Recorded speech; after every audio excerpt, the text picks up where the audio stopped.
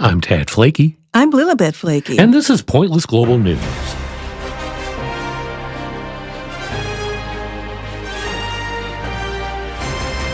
On today's show, 7 hilarious yet horrifying masturbation mishaps. Then, next time you get stressed out, have a binky. Finally, a naked man with a dildo on a stick is terrifying European tourists. That pointless story coming a bit later, but first, cranking the hog, spanking the monkey, flipping the bean, whatever you want to call it, there's a lot of words for exploring your nether regions because everybody does it. And hey, appreciating your own body is all fun and games. Until it isn't. Sometimes things can go way south while bashing the bishop. Maybe you got too adventurous or fell victim to an extremely unlikely series of events. Either way, the results can be funny, strange, or absolutely terrifying. Here are 7 stories of when masturbation didn't end as expected. Our first one is from 2022, when an 88-year-old French man arrived at a hospital in the city of Toulon.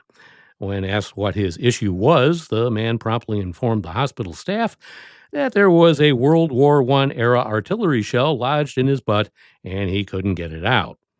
Now, the man didn't say that he was exploring places where the sun don't shine. He probably totally slipped and fell in the shell, right?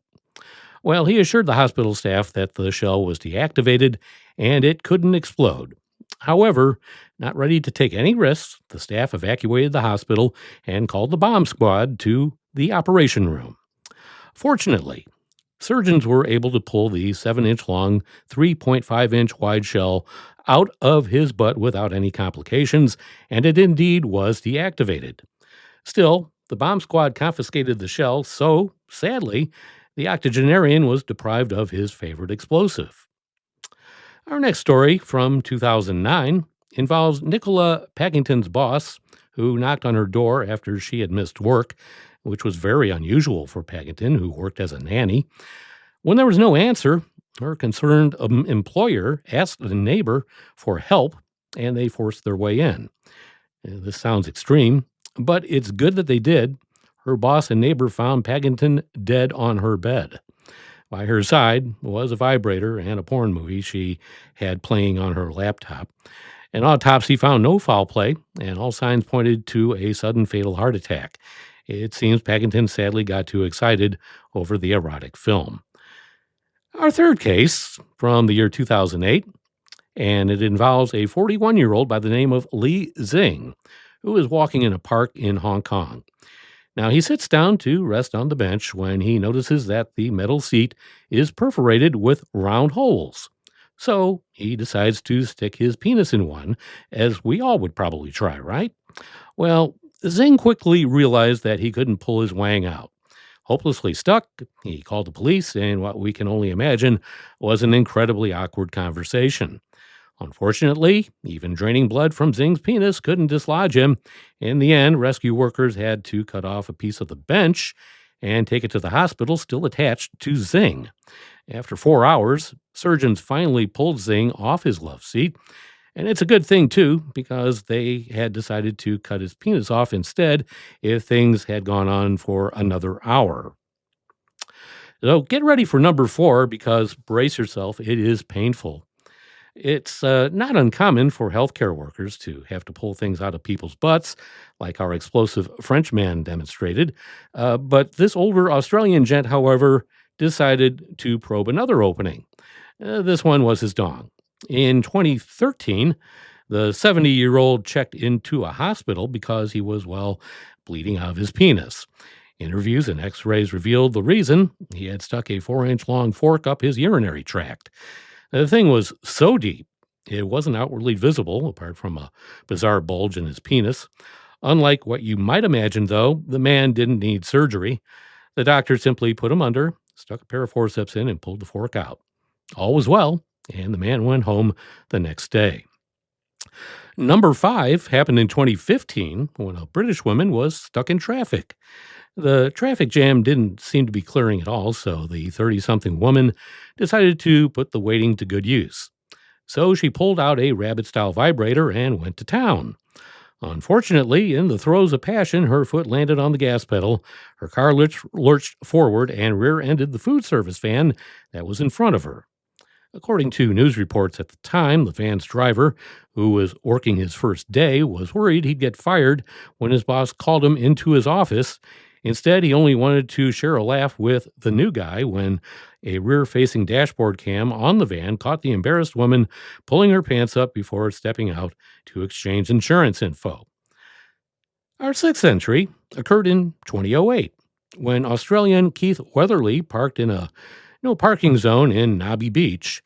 When a police car stopped to check out what was going on, they observed that the partially dressed Weatherly was fiddling with something in his lap. They asked Weatherly to drop the item, which they worried could be a weapon, and asked him to step out of the vehicle. They thought their suspicions were confirmed when Weatherly sped away, leading the cops on what would become a 12-mile chase. In the end, the cops had to spray Weatherly with mace and beat him with batons to stop him from trying to escape, and that's when they realized what he was really doing, and in fact, he was not holding a gun. Instead, he was masturbating with a jar of pasta sauce. And he kept doing so while the cops were beating the crap out of him. In the car, the police found a homemade sex toy, porn rags, women's stockings, and Weatherly's pet Jack Russell Terrier, and we'd rather not imagine the things the poor pooch must have seen. Wrapping things up at number 7, this happened way back in 1991. That's when a machine shop worker showed up at a hospital with nightmarish genital injuries. His penis had swollen to twice the size of a grapefruit. It was bruised and infected, and he was missing his left testicle. Following an emergency surgery to save his necrotic crotch and his life, the man shared what had happened. Well, it turns out that he was a complete loner, so much so that he wouldn't go out to lunch with his coworkers. So instead, he used his alone time to get it on with the canvas driving belt of one of the shop's machines. Specifically, he would hold it lightly against his penis, and the belt would then pleasure himself. On the fateful day, however, his concentration slipped, his privates got a smidgen too close, and, well, you can imagine the rest. Yet the man had been so embarrassed about the accident that he had stapled his torn crotch together with a construction stapler and finished his day at work. Word has it, he goes by the name of Lucky. Well, Ted, no offense, but I think me and your listeners probably would have been okay if you'd stopped at number 4. What made you decide to do 7? Was that a lucky number? You know, I just think that the listeners deserve all the information I can possibly provide. Well, I'm I'm trying to be a good journalist. There are probably several that agree with you. Yeah, I'm not one of them. You're not one of them. No, Okay. I am not. Okay. So, when the going gets tough, the tough pop in a pacifier? That's a surprising stress-busting move thousands of young adults in China are making, swapping melatonin and meditation for an adult-sized binky. Once a niche quirk, the silicone soothers are supposedly now big business on Chinese e-commerce giants like Taobao and JD.com, where they are priced anywhere from a budget-friendly 10 yuan, which is about $1.40, to a luxury 500 yuan, which is about $70. They're sold as sleep aids, stress relievers, even smoking cessation tools, and shoppers are gobbling them up. Some online sellers move thousands each month, and the fans aren't shy about why. When I'm under pressure at work, I feel a sense of safety from childhood, one Chinese buyer said, as reported by the outlet. But not everyone's clapping the comeback kid on the baby aisle. Dr. Tang Kauman, a dentist in Sichuan, warned that if you sleep with a pacifier in your mouth, it can interfere with breathing, and in the worst case, there is a risk of suffocation. The doctor also cautioned that prolonged use can mess up your bite, strain your jaw, and even disrupt sleep. The trend isn't staying swaddled in China either.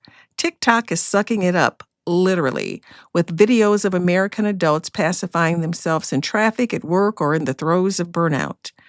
In the comments section of a TikTok, one user swore, "I just use an adult pacifier. It hasn't moved my teeth. Been using them for 4 years." Others admitted, "We gotta do what we gotta do to keep focus." One confessed, "I'm so ashamed. I've been addicted for 23 years, my entire life." Some naysayers chimed in with alternatives. If you want something in your mouth, chew gum. If you want to suck on something, like a pacifier, have a sucker like a lollipop. Meanwhile, beneath a related and recent clip about the trend from an Australian commenters offering everything from mock psychoanalysis, R.I.P. Sigmund Freud, you would have loved whatever this is, to personal testimony, I've been using an adult pacifier for 4 years now, and I have no dental problems. One summed it up bluntly. It was cheaper than a mouth guard, and it didn't make me want to claw my teeth out trying to sleep.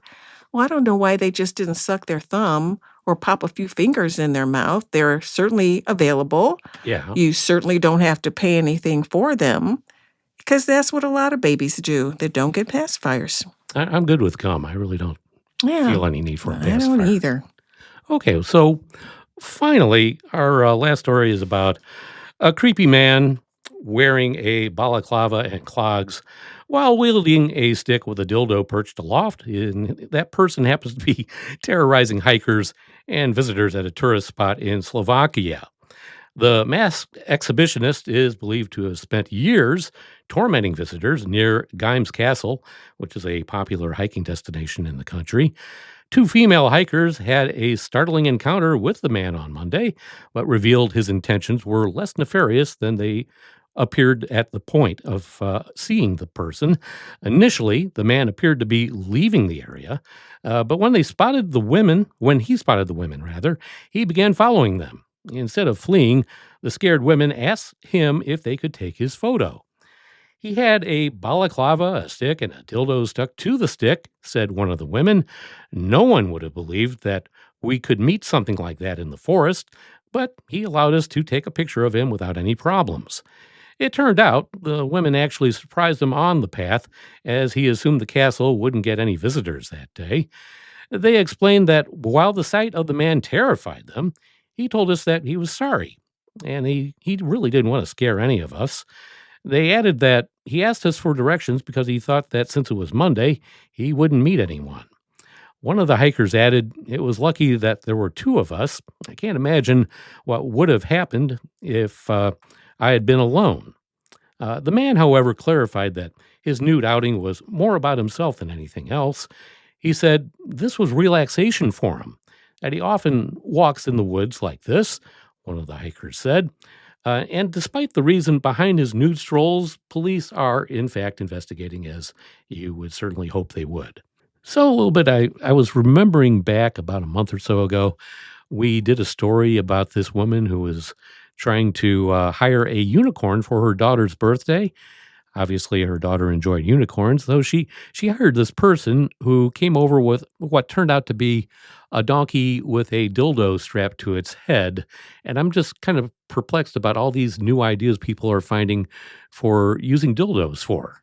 I'm not sure if they're new ideas, Tad. And I'm not really sure where you're digging up some of these stories. I go to the very edge of the internet for all this, trust me.